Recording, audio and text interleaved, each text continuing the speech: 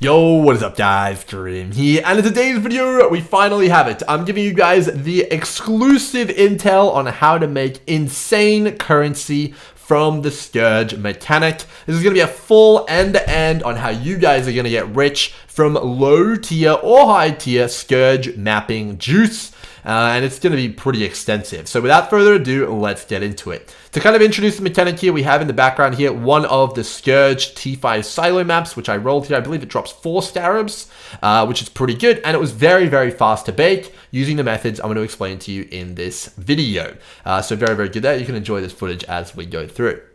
So who's this video for? It's for everybody. As I mentioned earlier, everyone can participate in this mechanic. You can do it from T1 maps and you can make tons and tons of chaos and currency. It's not a problem. You can absolutely juice it. However, there is a specific type of build which is very, very good for Scourge. You want to be having a build which is very, very fast. The faster, the better. And you want to have a good AoE. So anything that covers those boxes is going to be great. Bow characters are good, any sort of ranger character, maybe even some contagion or some sort of stuff like that going on. Anything that can move fast and has good AoE, kind of like what you're seeing in the background here, and can smash. That's kind of what you're going to want. And if you don't have a character like that and you really want to get into Scourge, might be worth considering making one of those kinds of characters just for that. If I was to compare this league to anything, it's essentially like Legion, but with like 10 times the amount of rewards, if not more. It's actually crazy. So building a character specifically for farming Scourge is definitely a viable thing now. Okay, so today, I was thinking Scourge was pretty rewarding, and I was pretty hyped about it. I was testing a bunch of things out, and we were making pretty good progress, and I was sure it's going to be one of the most rewarding leagues ever, just from the results I was getting. However, an interesting thing has happened today. GGG decided to buff Scourge by at least more than 4 times over in terms of the rewards of Scourged maps. Completely insane. Let's go over the buffs here so you guys have a bit of context. So previously, when you Scourge up your maps, there'd be a number of really, really bad modifiers, which would basically give you no extra loot. There'd be increased item quantity, rarity, experience, and pack size. These really didn't do much of anything, and everyone was always bummed out when they saw them. And they had an insanely high chance to roll. Well, all of them are gone. So it's pretty much guaranteed that you're going to get something which is good. Like, you're going to get at least, like, worst case scenario, like gems or something like that. But the chance to get scarabs, for example, is way, way higher now. You're going to get so much more loot, and the rewards are so much more juicy, and we'll get into the fine nitty gritty of that with a spreadsheet in a second here. It's just absolutely berserk. Now, in addition to that, they also made it so Scourge now accumulates corruption on maps 50% faster. So they take 50% less to Scourge up. So in the past, a white team map took 80,000 corruption, and you get about 60,000 if you got a really effective character at clearing Scourge. So you get most of the way there to Scourging a map. Now it takes 40,000 to Scourge a map. So you can literally Scourge a map every single map. It's crazy. So you can basically chain run Scourged maps on Scourge level 1, which is really, really cool. Overall, a very, very good change, and it's completely crazy, which is super, super awesome. Now, the last change they did here is the debuff, as you can see here, rotating in the top left of my screen up here in the footage. They doubled the effectiveness of this, and they made it so it doesn't have diminishing returns, which I'm not really able to explain properly here, but it's fair to say that if you actually understand it, it's basically absolutely, completely, and utterly crazy. This now suddenly became the best magic finding league of all time. It's actually completely ridiculous how good that buff is. It's not even a joke to say that it's by far the most rewarding mechanic we've probably ever seen. When you apply yourself correctly, it's completely disgusting. Anyway, let's get into the nitty gritty, and I'm going to give you guys the fine details so you guys really understand this mechanic. Now that we've gone over the buffs, we're going to go over some basics. Not too much basics, but we're going to go over some basics of what you're going to need to get started and what kind of a character and all sorts of stuff like that. Okay, so let's go over ground zero. What do you need to make sure that you're able to Scourge maps fast? Well, you're going to need some of the skills from the Blood Crucible passive tree. The most important one here is going to be Restless Nightmares. So Restless Nightmares effectively doubles the rate at which you're Scourging maps, which is incredibly powerful, of course. I don't have to say how good that is. Instead of Scourging 1 map, you're Scourging 2. Absolutely insane. Now, in addition to that, you're also going to want to pick up 5 points in Fervent Dreams, which is very, very strong as well.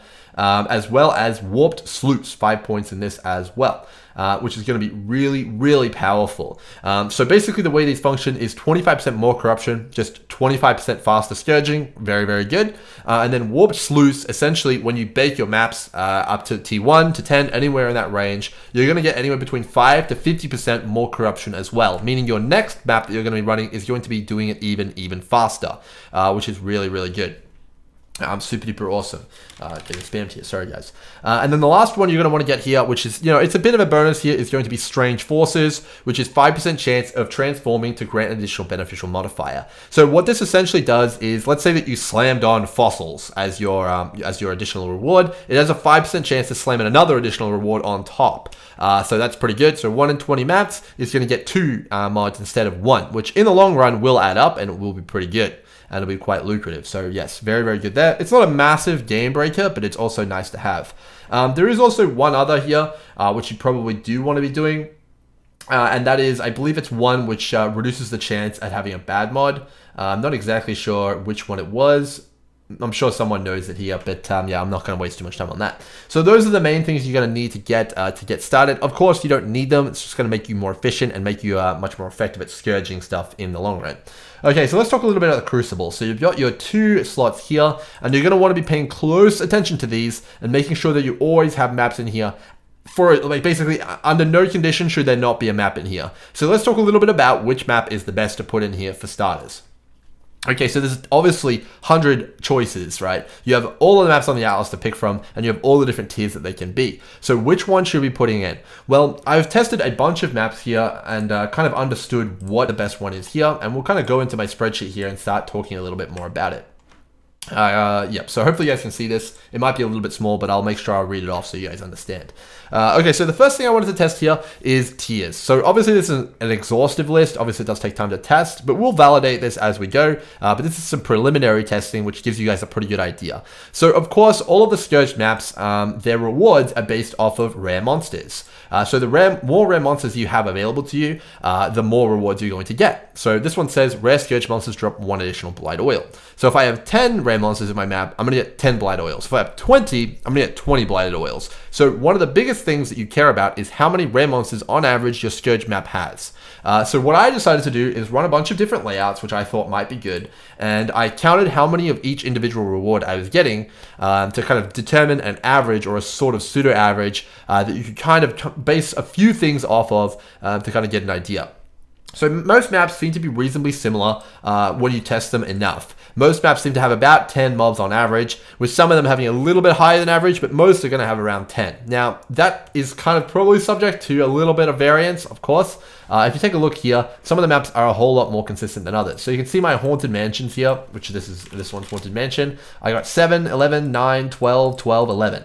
Those are pretty consistent. In my silo, I got a high roll of 14, 9, 10, 6, low roll, 12, 13, 9, 11. So you can kind of see that I was doing a lot of testing here on the different maps. But then I also did some in Laboratory. So Laboratory is an interesting one. I got 17, 7, and then 17. So there's definitely going to be maps which are better than others, but this requires further testing, and it's going to be a big public kind of everyone pulls in to kind of chip in to figure out what the best map is. This is going to be akin to finding out that in Delirium, Tropical Island is the best. There's going to be a best map for Scourge, and there's definitely going to be someone who finds it, and we'll all figure it out eventually, but there's going to be plenty of testing required for this overall. But it's fair to say that maps with more monsters in them probably have a higher chance of obviously having more rare monsters in them and thus being better, which is pretty interesting. Okay, so we now understand that. Let's talk a little bit about tiers. This is definitely a very relevant point here. So I haven't extensively tested this by any means, but it seems to be that there's no additional rares found in tiers at any point. You know, by doing T16s, you're not getting more rare monsters. It seems to be the same as T1s. So overall, that's what makes this strategy particularly accessible, but also it doesn't really incentivize you to do high tier maps very much, outside of a few niche cases, which we'll talk about in this video. But overall, T1 maps are probably the play. And the reason for this is there's actually beneficial points for running T1 maps. So if I take, for example, a Haunted Mansion, which I already have in here, and we'll come over here and jump in here. I'll pick out a T16 map, and I'll compare it to how much it takes to roll a T1 map. So if I jump in here and I grab this, you'll actually be able to compare the amount it requires to Scourge it up. So a T16 map requires 53,000 or 52,000 to Scourge it up to T16, to level 1, sorry. And then a T1 requires 37,000. So you can see here it's quite a difference. Obviously, it's a pretty significant margin, and you're going to be able to Scourge T1 maps significantly faster. Now, in addition to that, every time you tier up the Scourge modifiers, it requires an additional 7.2% additional corruption. So that's going to make it so that when you're scourging, you're going to be significantly faster if you're scourging T1 maps as opposed to T16s. So it's actually more efficient if you're not going for, for example, influence items or map drops to scourge T1 maps. And it doesn't seem like there's any additional rare monsters from my testing currently. Now, I'd recommend someone else test that as well, and we'll probably test it further on my end as well, but right now, it doesn't seem like there's any additional benefit. So T1 maps are the play, just like Legion League. Oh man, taking me back. So what T1 map are we doing? Well, from my testing currently, we have a few options. Obviously, there's going to be more testing required, as I mentioned, but the best one, in my opinion, right now is Haunted Mansion. Now, Haunted Mansion is obviously a good map. Obviously, it has reasonable density, but the reason it's so good is because it's Tier 1. Tier 1 gets the lowest penalty for corrupting it. Obviously, it requires the least, but it's also easily accessible through the Lost Maps. So the Lost Maps is a prophecy that you can purchase off of people who spam prophecies all day. I just bought 52 of them for 2C each. And the prophecy, basically, all you have to do is come to the Chamber of Sins with the prophecy active, and it's going to dump out a bunch of T1 maps for you. So if I come over here, you guys are going to see that I have a bunch of T1 maps available to me, and I can just pick them all up, and then I can pop another prophecy if I wanted. And then I can come back into the Chamber of Sins, and then I can just get more and more maps. And that's kind of one of the abusive things you can do, and how you can acquire a lot of T1 maps, which is pretty sweet. So I can come up here and I can grab them all. Now, obviously, you get all the different layouts of T1s, but you've got a lot of Horizons available in the market right now. They're pretty cheap. They come from Delve. So you can Horizon these all into Haunted Mansions and basically have an infinite supply of fodder for your Scourging, which is super duper awesome. So that's basically what I would recommend right now. Now, in terms of rolling these maps, we have a few things to consider here. So there's a few things that might affect the amount of rares and obviously the packs that you get in Scourged maps. This isn't confirmed by any stretch of the imagination, but it is definitely something to consider. So the first thing you want to consider is pack size. So I would absolutely be alching all of these without a doubt. This is definitely very important because pack size probably does impact how many rares you get, I would assume. And I would recommend that you do that. You definitely do check that out. And obviously you can also VAR these to get even more pack size, but that is also obviously going to break your maps in some cases. So it's up to you whether you want to do that, but you could get some additional juice, an extension, maybe get an additional 1 or 2 reward tiles out of your Scourged maps, which could be quite good in the long run. But that also does mean you're going to be potentially endangering yourself with Reflect or something like that. Now, there is one other factor here that you might want to consider, and that is the role, which gives the map Nemesis, but also gives it 20 to 30% more rare monsters. This is probably also going to affect how many Scourge monsters are in the map. However, this is also unconfirmed. We do not know this yet. So definitely something to look out for on your maps. It may be the correct strategy to alteration spam these to get that mod. I'm not sure, but it may be something that you might want to look into if you are trying to get into that super duper min-maxing for it. Okay, let's talk about Watchstone modifiers as well as Sextant modifiers. So to my knowledge, Sextant modifiers have no effect. They certainly do not give you additional rare monsters which exist in the Scourge dimension, and the only ones which I believe may have some effect are the actual monster multipliers. So for example, 20% more rare monsters will probably give you 20% more Scourge rare monsters. Sextant modifiers like rare monsters drop additional currency items from Nemesis do work, but I don't think that any others do work. For example, the mirrored modifier, which mirrors rare monsters in your map, I do not believe works. I have tested that, and I only got no significant or tangible results. It wasn't an extreme amount of drops, and it was also an odd number, which pretty much guarantees that it doesn't work. So for the most part, Sextant modifiers don't work. I haven't really looked into Watchstones. It might be something to look into, but a general fact of the matter is that pretty much no monster that is put into the map that is not directly Scourge will count. So pretty much anything from Sextants, Beyond, Delirium, any mechanic like Lead Mechanic don't work. None of them drop the rewards, so that's going to be obviously a challenge. It's possible there's going to be some niche things like Prophecies that work or something like that, but that requires further testing. So overall, if you're juicing, it's going to be the map roll. It's going to be, maybe a Sextant or two, but that's pretty much it. It's very, very difficult to get more Scourge juice. It doesn't really stack really with anything else for the most part. Okay, so that's kind of going to be that. Let's get into the actual rewards as well as the method you're going to be using to bake these maps, as well as how much you can expect to make. So let's get back into the spreadsheet here. Okay, so there's a number of different things that you can get when you're rolling your Scourge maps, and we also do have the chance in which you're going to get them. So I have here a tier list. So I have purple is cracked. Basically, that means it's insane. Good is green. Okay-ish, which is, oh, it's all right. Is yellow. Bad is red, and conditional is blue. So let's go over the cracked modifiers here. So cracked basically means it's insane, right? So you have a less than 1% chance of getting a Scourge boss. So Scourge bosses are really good, but they're kind of only good in higher tiers. So this actually probably should be conditional. But Scourge bosses basically drop a bunch of tinted currency, which isn't insane, but it can be pretty good. And it also has a punch of rarity and quantity on it. So it has a very high chance of dropping good uniques or just anything in general. They have crazy rarity, so you can get like 5, 6, 7, 8 uniques off of one Scourge boss. So it's definitely something worth leveling up and paying attention to. The other one is Simulacrum Splinters, which is really, really good. We got Fossils here, which is obviously super good as well. And then also Scarabs and Stacked Decks. These are here because they're always going to have a fixed value. They're never going to really depreciate, and they're going to be super duper strong. There's a few others that might find their way in here. I'd probably say Expedition Currencies are actually cracked. So if we put here Expedition Currencies, definitely would probably add that there as well, because it's just so effective. So those are the ones which are really, really good. Now, if you get any of these on your map, when you're baking it up, you're going to want to make sure you take that to 10, assuming you can do so. Obviously, pay attention to the bad modifier as well. If you ever get too spooky or it's getting too hectic, make sure you hit the brakes and you just run it. Things to look out for, we'll talk about in a second here. But yeah, make sure that you're kind of watching the modifiers carefully. But if you do get any of these purple ones, it's okay, and it's encouraged to take it all the way to 10. You're going to get way better rewards if you do so. Okay, the good modifiers. These aren't necessarily worth taking to 10. I wouldn't be absolutely going out of your mind for them, but they are definitely reasonable, but I wouldn't kind of bake it to 10, if you know what I mean. So we got Tinted Currency items here.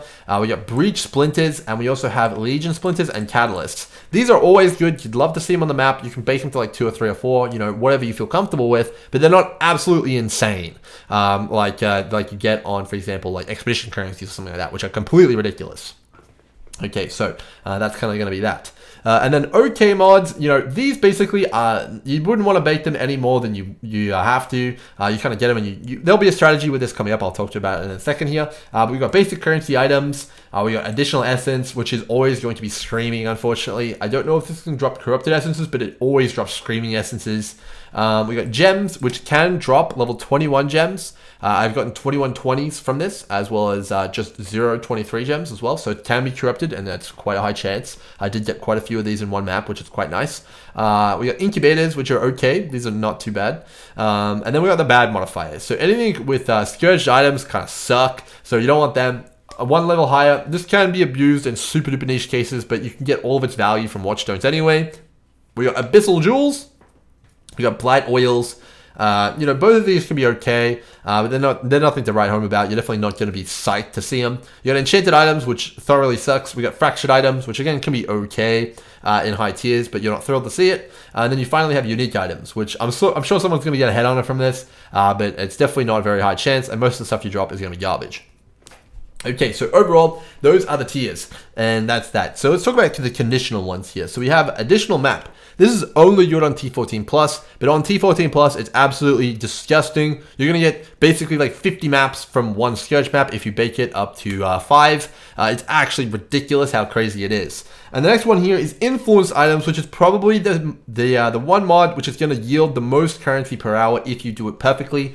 So obviously, if you can bake up a map and you get 10 rare monsters on average, which is the average for example, a Haunted Mansion, or a lot of maps have an average of 10, and you bake up 5 influence layers, so a rare monster drops 5 influence items, and you put all the Watchstones in just right, and the items are dropping as item level 86, well, you just probably make like 10 exalts in one map. It's completely insane, and it absolutely is going to be something that someone abuses and absolutely destroys the market with. I don't know who that's going to be, but it's going to be someone, and it's going to happen very, very soon, and they're going to probably make a mirror off of doing this. Anyway, make sure that's you. It's not going to be me because I can't be bothered, but someone's going to make absolutely massive dosh off that. Anyway, let's continue. All right, so those are all of the modifiers. How can you use this? What are you looking for, and what's the strategy here? Tell me, Grimro, how do I make the cash? All right, so here's what you're going to do. You're going to pick up all those Haunted Mansions, which you or any layout that you've decided, which is good. And then you're going to obviously alch it exactly how I said. You can choose to valid if you want. Make sure the modifiers are runnable. Okay, 30 pack size, that's great. And you're going to chuck it in the furnace. Make sure you've got 2 cooking at a time. And then you're going to run your map of choice, whatever you're doing, if you're doing an Atlas strategy, and make sure you clear out as many Scourge monsters as possible. This is very, very important, and I'll show you why that is in Blood Aqueducts in just a second here. So the best map which I've found so far for cooking maps, which gives you the most corruption per map, is Underground Sea. I haven't found a better map than Underground Sea. It's insane. It has so many Scourge monsters in it. It's ridiculous. All right, so let's continue here. We'll fill up the Scourge bar, and I'll show you guys why it's just so important to have a ton of density and Scourge monsters in your map. So we're gonna charge through here, and I'm gonna give you guys the details. All right, so let's go out of the Scourge dimension now, and we'll take a little bit of time here to chat about it. So up here, you have probably the most broken thing about the mechanic. So you have Scourge monsters deal 1% more damage on this debuff. And you basically get the debuff as you slay more and more Scourge monsters. That's the way you acquire it. So 1% more damage. Okay, that's fine. It's going to make it harder as you go. But on here also is 2% more quantity of items found from Scourge monsters, as well as 2% more rarity of items found from Scourge monsters. So this is newly buffed from its previous values of 1%. And GGG has now also said that this buff no longer has diminishing returns. So what that means is that it's an individual stack. So it's not 2 times 17, it's 2% 17 times. So, obviously if you have 100 and then you go times 2%, 2%, 2%, 2%, it continues to multiply itself over and over and over again, and it gets more and more and more insane. So it's actually way, way stronger than it first seems. But that's not the point here. What we need to talk about here is more corruption absorbed by items in your Blood Crucible. So at 17 stacks, we have, 8% more corruption absorbed by items in your Blood Crucible, which is obviously crazy. And there's a base amount of corruption that you accumulate by slaying monsters, and this buff is the thing that multiplies that and makes it way, way better. So obviously getting more of this buff is going to give you more corruption, and also this buff comes from obviously slaying monsters. So the higher this buff is, the more thing it multiplies, but also the more monsters that means you're killing. So it means you're going to accumulate corruption far, far faster. So what you're looking for is the map which gives you the most of this debuff. That is the best map. And right now, as I mentioned, the best map which I found is Underground Sea. And I do T16 Underground Seas, and I val them. I outval them for as much pack size as possible. And then obviously that's going to give you the most juice as possible. And the reason I do T16s is because they can't brick into another layout, which is super duper nice. So that's how I accumulate corruption. So you're going to chuck your maps in there, and they're going to cook up real quick. So when they get to the point where they're ready to transform, what are you going to do? Well, you're going to click transform on them, and you're going to look for the best modifiers. So check out what modifier you've got. So you're always going to get a positive and a negative. If I can just go back to hideout here. We're going to go back to hideout here. I don't have a portal scroll. Whoops. You're going to get a positive and you're going to get a negative. And you should pay attention to these. They're very, very important to look at, especially the negatives, but mostly the positives here. And we'll talk a little bit about that here and what you're going to be sussing out. So if you get any of the good modifiers, you're going to want to bake that baby all the way to 10. So you can see, let's go, hold on, where were you at? 24C, yeah. Okay, so you can see here that this one here has 1 Scourged item and 9% less damage taken. So this one sucks. If you want a map like this, you want to take it out of your Blood Crucible and you basically just want to delete it or like chuck it in the trash, run it, do whatever you want with it. Basically, it's worthless. You don't want it. And you want to put a fresh one in immediately, because what you're doing here is you're fishing for good Scourge mods. That's what the goal is here. You want to get a good Scourge mod to begin with. And the reason for that is that when a Scourge mod, when a Scourge map upgrades or you transform it a second time, 2 outcomes can occur. It can either upgrade an existing Scourge modifier or it can apply a new one. So if you're fishing for good modifiers, you're always going to have the chance to upgrade that modifier. So let's say that you got a map with Simulacrum Splinters on it, right? Let's just pretend this says Simulacrum Splinters. And I put that and I bake it up to T2. Well, it could upgrade the Simulacrum Splinter modifier to 2. And then it could also just do it again and again and again, up to 3, 4, 5, whatever. And that's going to be much, much powerful. Now, if you put in a map, for example, Blight Oil, and that bakes up to 2, well, it has a chance of upgrading the Blight Oil again instead of giving you a new additional reward, which is not what you want. So after you bake the map once, which gives you 1 shot at a guaranteed reward type, which is new, check it. If it's bad, toss it away and then put a fresh one in. But if it's good, you want to take that puppy all the way to 10 or to a point in which you can't do it anymore. Obviously pay attention to the mods. We're going to go over which ones are bad in a second here. Okay. So let's go over which ones you should be baking and which ones you should be tossing aside. So pretty much anything in purple, bake it up to 10, or as far as you can go. Anything in green, you can bake it up to 10 as well. It's not too bad. Just obviously keep in mind this is a pretty big commitment. But obviously any of the purple or green ones, you're good to go. Any of the yellow ones, I would toss that aside. And of course, any of the red ones, I'd toss aside as well. But purple and green, you're good to go. Bake that as much as you want, and you're probably going to get pretty good rewards from it. And it's going to be very, very good. In addition to that, of course, the blue ones are conditional, but we've already talked about that. All right, so a few things to look out for here, which are completely ridiculous when they hit you. So the first thing here are the degen modifiers. If you roll these on your map, you have to be very, very careful about them. They are very, very difficult, and when combined with poor shifting modifiers, which we'll talk about here in a second here, they can absolutely just brick your run and make it very, very difficult to run the map. Okay, so the first one here is obviously 300 life or energy shield degen per second. This is unmitigatable from what I can see, and it basically just exists while you're in the nightmare. So if you don't have really, really good leash or life going on hit, this is just going to straight up kill you on cooldown when you enter the nightmare. So when you get this on your character, make sure that you have a life flask or some form of defense to be ready for this. Otherwise, you're going to have to maybe adjust your character a little bit, or you're going to have to maybe just skip these ones and have to sell these ones to other players. Keep in mind, there will absolutely be a Scourge map market.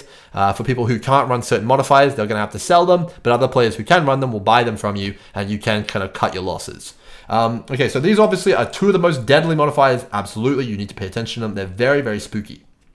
Okay, the next one here, these ones aren't really a big deal. All four of these aren't kind of really a big deal. The next one here, though, is a big deal. So 20% reduced movement speed while in the nightmare. This one sucks. It is definitely a big issue. So this can stack all the way up to 100% if you're not careful. As soon as you get to 80%, you need to be pretty much running that map straight away. Because if you get to 100, you can't move. And that's obviously not good. But at 80%, it's very difficult to complete the map, especially if your kind of shifting mode demands that you shift in and out yourself, and it's not kind of one of the infinite ones, which we'll talk about in a second here. But this one is definitely one you wouldn't want to have over 60%. Otherwise, it's going to make it very, very difficult to fully clear the map, meaning you're getting less loot. So definitely keep your eye on that. All of these, more life, less damage. These aren't a big deal. Not a big problem there. Regenerate, okay. If you're doing T16s or you've got a low damage build, definitely look out for that. But for most people, it's not going to be an issue. And then obviously we have the one here, which is taking massive damage while you're in or out of the nightmare. When you go in and out. So we've got physical, lightning, and fire. These are definitely a very big deal. And for many characters, this is going to be something that is just basically going to straight up, you're not going to be able to run as soon as this rolls on it. So the physical damage is bugged to some extent. Endurance charges don't mitigate it. Damage shifting apparently also doesn't mitigate it. So taste of hate, no good. Lightning coil, no good. But overall, it's not something you can't not handle with. Some good tips to get around this is Molten Shell, as well as Armor, a Granite Flask or something like that apparently does work. But also just having a big energy shield or life total. But as soon as this thing hits 6k, you're running that bad boy. Anything more than 6k is going to be pretty damn hard to deal with, unless you're playing energy shield with 10k ES. If that thing rolls 9k, you're pretty much screwed. Fire and lightning is much more forgiving. Obviously you have 75% all res, so you can be calculating how much damage you can or can't take there. But definitely you need to be keeping an eye on these things. Definitely very important.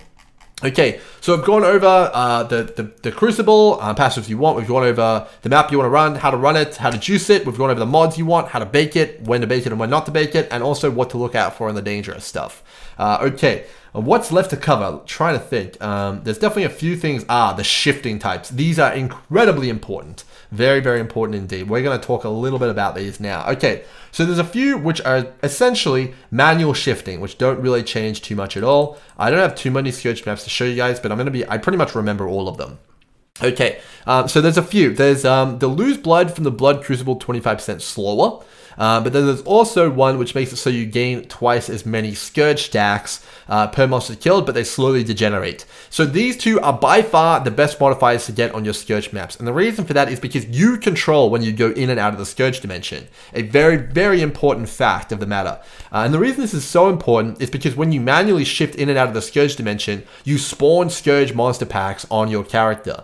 And the reason reason this is so strong is because those Scourge monster packs can have rares in them, and those rares obviously drop the rewards. So in these maps, when you get these shift types, you definitely want to be spamming in and out and maybe put a little bit of extra juice on the maps to make sure that you get a few extra shifts so you get a higher chance of getting additional rare monsters. But these also obviously don't impose any serious downside to your character. Obviously the take physical damage equal to your life or energy shield per stack of the Crucible is incredibly potent. Basically means that you have to keep the bar at 0. Definitely look out for that. It will kill you on occasion. But overall, these are definitely very, very good to get, and they're going to mean you get additional rewards if you shift in and out correctly with power shifting. Okay, very, very good there. So the next one here is only shift into and out of the nightmare randomly. So this basically is exactly how it says. It's going to shift you into the nightmare and then out of the nightmare randomly. And you get a random amount of time in and out of there. So basically, it's just really tedious. You clear a part of the map and then you go AFK, waiting for it to shift you back in. Then you clear more of the map and then you go AFK, waiting for you to shift back in. Basically, that's how it plays. But this is a reasonably safe modifier. If you get this, you're not mad. It's just tedious and kind of slow. But overall, it's not too bad. Okay, so this is a good one. Okay, the next one we're going to talk about here is going to be shift into the dimension when you kill a rare or unique monster. I don't have one of these to show you, but it is definitely one of them. Now, this is by far the hardest one. It's absolutely a nightmare to get. You don't want to be getting it, and it pretty much forces your hand into rolling beyond on the map with the map device, which makes the map way, way harder. Which definitely sucks. So, unfortunately, the way the maps function is that the rare monsters, there's actually not many rare monsters naturally in a map, especially if you don't have any league mechanics spawned in a map. There's probably about 5 or 6 rare monsters in a map, maybe 10 if you're lucky, depending on your layout. And these aren't distributed in a way that would be very, very favorable to you clearing a Scourge map completely. And if you're not clearing a Scourge map completely after you invest all your time in it, you're definitely doing it wrong. So basically, when you get the shift in and out with a rare monster or a unique monster, you have to roll beyond on it. And then that's going to make it way better. You're basically going to be shifting all the time. And if you want to be doubly safe, put a Rusted Breach Scarab on it as well. Okay, so let's talk a little bit more about when you should juice and when you shouldn't juice and all sorts of stuff like that. Okay, so out of the 4 modifiers, the one which says you shift in and out randomly, you don't have to juice at all. You're going to full clear that guaranteed. There's nothing that's going to stop you unless you rip all 6 portals. There's also another modifier, which basically dictates when you move based on when you go to full bar. So when your bar is full, it's going to shift you in, and then the bar will only deplete as you slay monsters. You only need to alch that, and you're basically going to be able to full clear it. If you're really scared, chuck a Breach Scarab on it, and that'll basically allow you to full clear it, so you don't have to juice that too much either. Obviously, the one where you have the rare unique monsters, put Beyond on it, and the other 2, that really depends on how fast your character is. If you're a really, really slow character, like a summoner or something like that, you're probably going to want to put as much juice as you can on there so you have enough time to get through the whole map. But if you're a zoomer, you can just alch it and you're pretty much good to go because you can full clear it just with the normal monsters. So that's going to be the kind of the gist of it there. Make sure you're shifting in and out as much as possible on the ones where you have control because it's going to net you more rewards. But overall, guys, it's a pretty juicy league mechanic. Let's talk a little bit about how much you guys can expect to make. So this is just some napkin paper math, but basically I have done some preliminary testing on what the rewards actually look like. So on average, per 1 application of a kind of Scourge mod, so let's say that the rare monsters drop 1 breach splinter reward, right? You're going to get 3 splinters on average. For Legion, you're going to get 4 splinters on average. For Simu, you're going to get 4 splinters on average. And then everything else here is 1 on average, so you get 1 catalyst, right? Okay, so let's say that you had 10 rares in a map on average, and then you applied 5 of each of these, respectively. You would get 150 breach splinters on average in like a Haunted Mansion T1. So that's 1.5 breach stones, which is great. Now keep in mind, some of these are weighted. For example, the Legion breach, you're not going to get Chayula as much as you get Esh and Tool and stuff like that. But 150 splinters is pretty damn good for 5 applications. That's not even fully baked. So that's pretty nice. And you can see that this is going to be very, very rewarding. Anyway, I decided to kind of like extrapolate this out to kind of give you guys some more juice here. But anyway, let's talk a little bit about Simulacrum. So let's say you got the same scenario, 10 rares, 5 stacks. You get 200 Simulacrum splinters on average, which is crazy. How much is that worth in Chaos? Well, right now, Simi's 130C. You get 86 Chaos. And you can do this in T1 maps. 86 Chaos, that's an Exalt, just from running a 5 stack of Simulacrum. That's crazy talk. Absolutely disgusting. Very, very good indeed. Okay, let's talk about something which is even more rewarding right now. Let's talk about a 5 stack, 10 rare on average, Expedition currency map. Well, you're going to be getting, on average, 50 Expedition currencies. And that works out to be, because they're evenly weighted, 131 Chaos for 1 map with the 5 stack of Expedition. Completely crazy. Now, Of course, this is particularly insane, and the fact that it's super accessible is obviously very, very good. And the only barrier is how fast you can juice the Scourge maps and how many Scourge monsters you can slay. So that's very, very good indeed. Now, overall, I expect prices across the board to crash like we've never seen before. Just in like Delirium, I think everything's going to be very, very cheap. Obviously, like fossils, everything like here, it's going to be cheap. And there's going to be incredible opportunity for people who know how to exploit how cheap things are. But overall, get in while it's hot. Hopefully they don't nerf it because it just seems so insane. And, you know, have fun, guys. You're going to get rich off of this league mechanic. Scourge is by far definitely something I would recommend doing. And hopefully you guys enjoyed this video and this long guide to how you can min-max it. Plenty more on the way. I'm sure we'll push this even further and find an even better map. And also, I'm going to have a full breakdown on how much you're going to be able to make from every single reward type with a calculator really soon. That's going to be badass. Anyway, if you enjoyed the video or you learned something, make sure to like and subscribe. Maybe even drop me a comment down below. I'd really appreciate it. Until next time, cheers.